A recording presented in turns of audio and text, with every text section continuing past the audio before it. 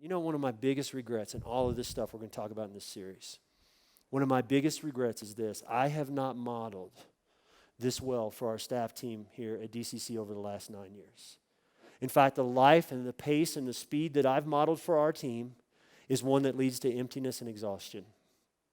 And that disappoints me. And I ask them all the time. They'll tell you if you ask them. I ask them all the time when I bump in, hey, how's your heart? How's your heart? You know, how's your heart? I ask them, how's your heart? While I continue to model a life and a pace and a speed that is not sustainable and that is hard on their hearts.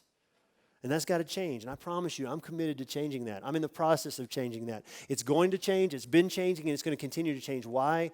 Because what? Mission requires margin. Mission requires margin. You know, one of the things that I'm most excited about is on our new house is the deck.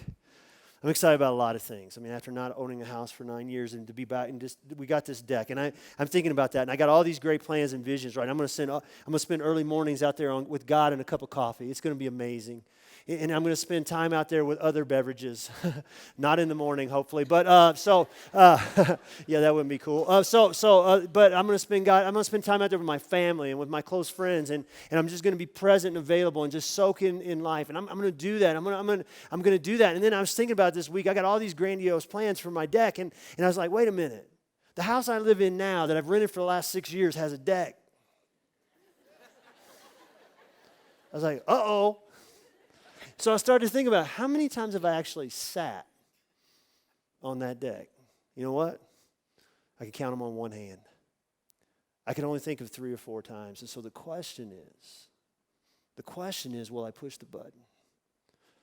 Am I willing to push pause? Am I willing to flip it to airplane mode? Am I willing to be still?